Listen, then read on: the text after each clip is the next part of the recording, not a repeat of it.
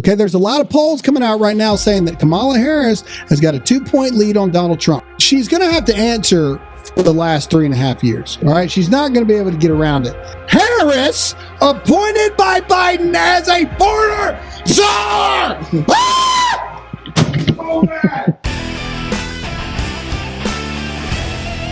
All right, let's talk about this stuff that is this media Cinderella story of trying to christen Kamala Harris as this thing.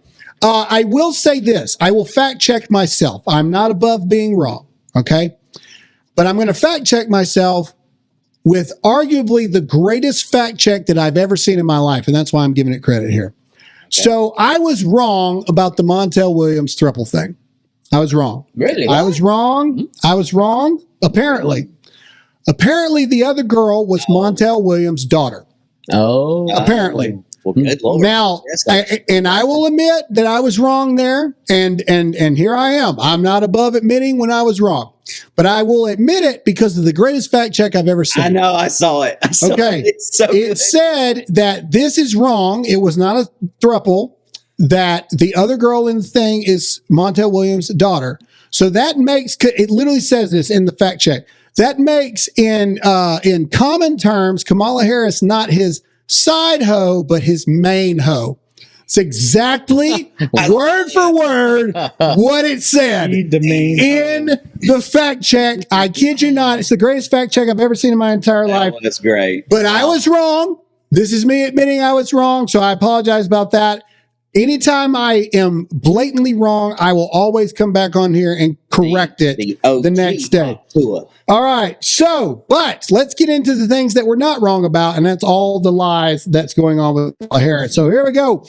All right. So this is a report that says nearly 4 in 10 Americans are worried about making ends meet in the Harris-Biden economy. Notice how they're already switching it to the Harris-Biden economy. Because Hunter is going to be the VP for Harris? A number in line with early stages of the Great Recession. Let's play this clip from CNN.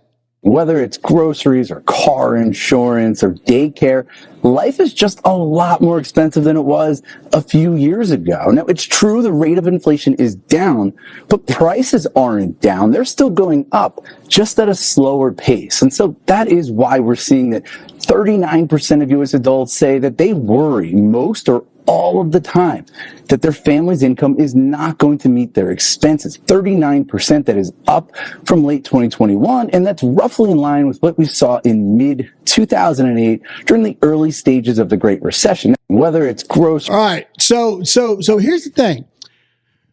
Eventually, this honeymoon's going to have to be done. And this is where we're going to give you a lot of insider baseball here. So you need to comment in the chat. You need to hit that like button because we're going to bring a lot of stuff here. All right. She's going to have to answer for the last 3.5 years. All right. She's not going to be able to get around it. And let's go to the border thing. So this is one thing they're trying to do right now. They're trying to eliminate the past because this is what they do. They try to eliminate the past. They try to make it seem like things are going on. So can we zoom in just a little bit to this was published 1 hour ago by Axios, okay? And it says the Trump campaign and Republicans have tagged Harris repeatedly with the title border czar, which she never actually had. Now, hold on. Before we show this, this was an hour ago, okay? An hour ago. They're trying to make us seem like we're liars because we hate women and we hate black women specifically. And we're liars and we're going to throw all this stuff and the reason they're saying this is because it cannot be argued that she was the worst vice president in history about this. Here's the thing. So this is Axios an hour ago. If we scroll up back to 2021, all the way up, this is an Axios article. Oh my God. That says the number of unaccompanied minors crossing the border has reached crisis level. Harris appointed by Biden as a border czar. Ah! Oh, man. Send the meteor, Jesus. Like, just send the meteor now. Oh man, this stuff writes itself. And just to go back on like what the little Peckerwood from CNN said a minute ago, that we know inflation's going down. I love when inflation goes down 0.0001%, they go, inflation down. It kills me, dude. Get out Okay. of crap. Go Graham's back. Everybody. I'm sorry for yelling. Everybody, welcome Graham back. I'm sorry for yelling, but this is the crap that they try to do. They try to do this stuff to us all the time to try to make it like we're liars. And we got them right here. Same article or same company, article 3 years apart. She was the border czar. And this is what they're going to try to keep doing. They're going to try to make it seem like, oh, she's this Cinderella. She's all this and everything. And no, she's not. She's the worst person ever in the history of humanity, which is why I still don't believe it's going to be her August 7th. Okay. I just don't, because all this crap is going to start coming about. We're living in the honeymoon stage right now. She's getting the social media coronation, but it's not going to last for forever. You know, I'm starting to agree with Graham on what he just said, that he doesn't believe it's going to be her. I think it's all smoke and mirrors right now. Like Schumer just came out and endorsed her. The rally she's having, you know, people are showing up to. They may already made signs and whatnot. But I think what's going on here is that they can't come out and flat out say she's not the person that we're behind, because then they would be called racist. I told you she's got a week. Yeah.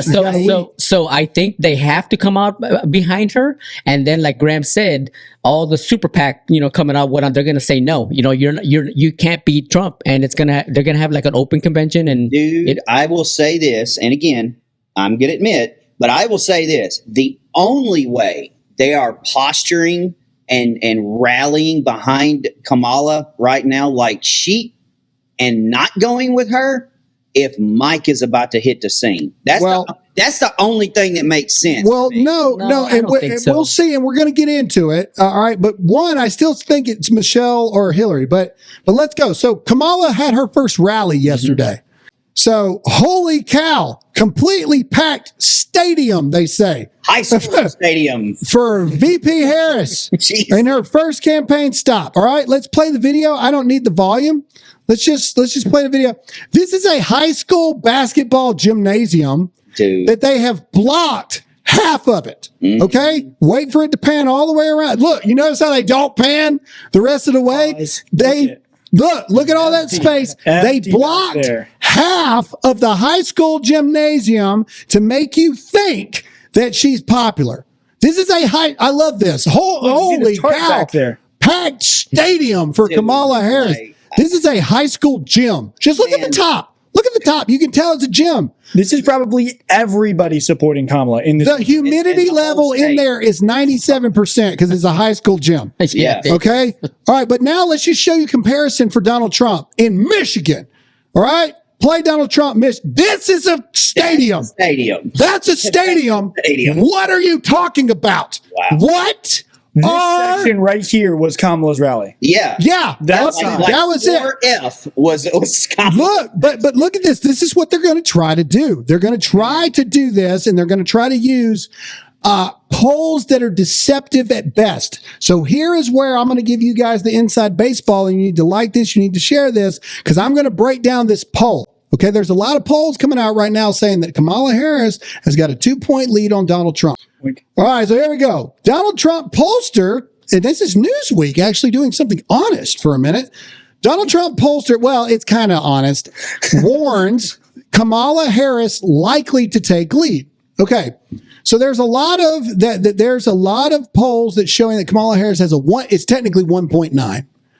Lead over Trump right now. And I'm going to tell you what's going on. Okay. So this is what we call in politics the honeymoon phase. Okay. This is the most surge that she's going to get. Oh, it actually says that. Okay. The honeymoon will be a manifestation of the wall-to-wall coverage Harris receives from the mainstream media, adding the coverage would be largely positive and would energize Democrats, giving Harris a polling edge ahead of the Democrat National Convention on August 19th. Okay, now here's where this is deceptive. Okay, it's giving her a polling edge right now, and here's why.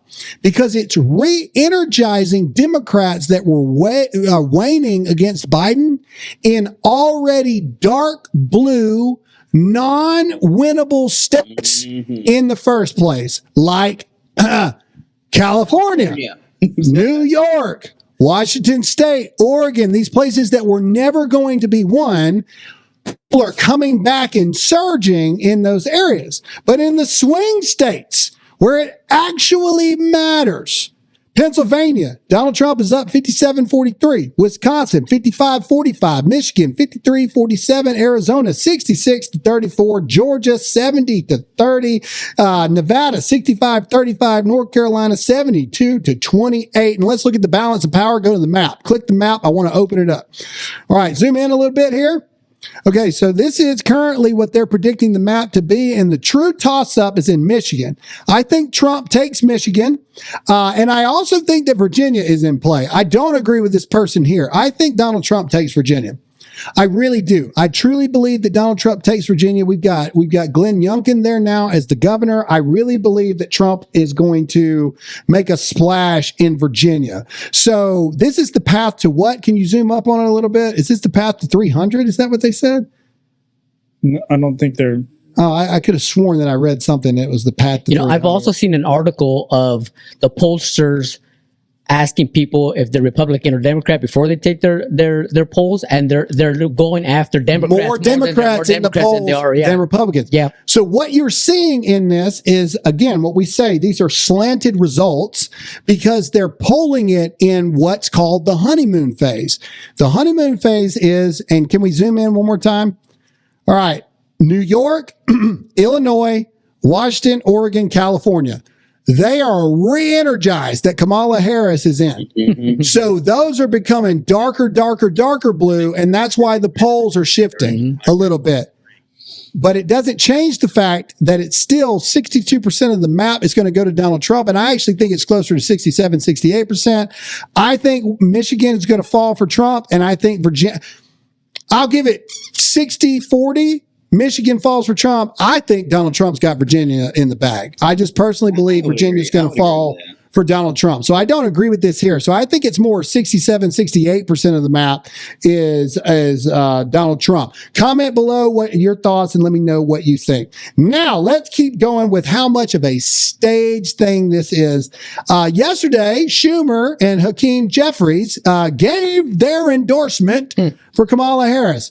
Now, before we play what could possibly be the most cringiest video I've ever seen, and what they're not showing you here, this was in front of 4 people.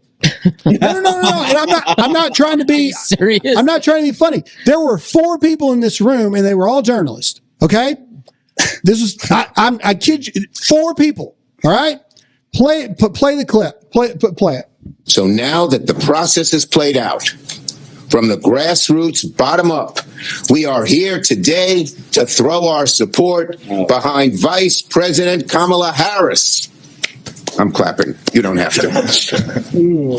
4 people. Did you hear it? Those 4 people. I'm clapping. This looked like a hostage video where he's like, How creepy. he's like, my name is Chuck Schumer. I'm alive. I'm being treated very well. Please send $4 billion or they will cut my head off. You look close enough, you can see the red dot on his jacket. I'm telling you, look, and then when they clapped, it was literally like, it's 4 people. I think he was the only one clapping. I didn't hear anybody else. Everybody else was kind of I know laughing. they didn't until the people on the sides like grabbed their holster and looked at him. All right. Like clap. Royce, I want to skip for a second the impeachment stuff. We'll get to that in a minute. Let's go to Jesse Waters. And we're not going to play this whole clip, but Jesse Waters gives us our first couple clips of Kamala Harris on the campaign trail. And this is why Kamala Harris has no shot. Listen to how she talks. Okay, it's like I said with Ron DeSantis, except Ron DeSantis is actually a great governor. But he's an automaton, like he's an android. He just, I eat people food too, human. Like, all right, listen to her cadence and how cringy this is. This is why she has no shot. Play it. We are running a people-powered campaign. But we are running a people-powered campaign. Can I ask what else would it be run by? Lizards? But it's the cadence. It's like, I eat food as well. I'm a human too. Exactly. Like, go back and listen to it one more time. Now, I'm serious. Like, I love America. America is now back a little more. Sorry, we missed it. Where she starts right here. We are running a people-powered campaign. I like how she throws the hands up, like to include, like we, like all of us, we're all the same. None of us are different. Exactly. All right, keep playing. Watch this. And we just had some breaking news. We just had the best 24 hours. We're going to debunk this too in just a second. Of grassroots fundraising in presidential campain history. Wait. And because we are a people-powered campaign, that is how you know we will be a people-first presidency. Pause.